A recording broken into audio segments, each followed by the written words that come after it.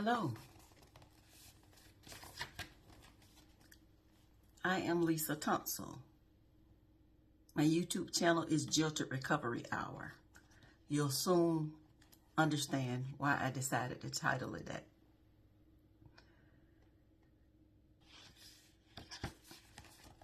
This is story time, part 1. I'm reading the introduction to the book that I wrote, just to give you some background on why I have a passion for grief recovery. So here goes. In life, we're often faced with a life-changing experience. It's nothing we ask for, neither is it something we could have ever imagined. At times, we're blindsided by many of life events we are faced with in our lifetime. Suddenly, being thrown into the reality of losing a loved one left me with a pain that I wouldn't wish on anyone. It is indescribable, and it's like nothing I've ever experienced before. One of the definitions of grief is to suffer disappointment, misfortune, or other trouble, or to fail at something.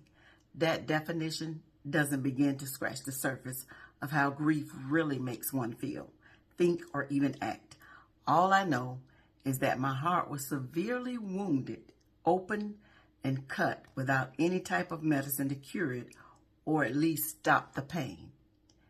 And in my opinion, that's exactly how it felt.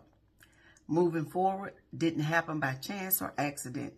It required my full participation.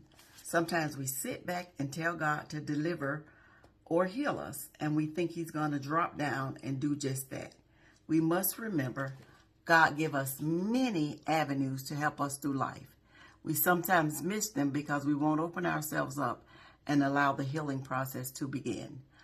I decided this didn't come because I had done anything bad or because God wanted to punish me. Sometimes in life, we'll never get all of our answers we seek, but we can become better and stronger once we go through the process. I decided I wanted to live, in all capital letters, to the fullest and not just exist, because there is a big difference. The book is not intended to exalt grief, but to help you gain power over it, to let you know that your heart can be healed. Just open up your heart and mind to be enlightened and to know that grief has no power over you unless you continue to allow it.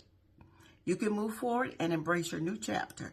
As you begin to listen to each chapter or each account of my grief recovery, my prayer for you is that while you're listening, God's healing power will begin to overtake you. Just open up your heart and mind to receive the healing that is waiting for you. But you have to remember, you must be intentional. So what I just read is just an introduction for you, but I'll be coming on at least a few times a week, giving you synopsis of each chapter, giving you my story until the continuation. And what I hope to do is to give someone hope and inspire them to move forward in their grief and rewrite their next chapters, because there's more life to live. As long as you're breathing, God have a purpose and a plan for your life. So come and join me, and we'll do this together.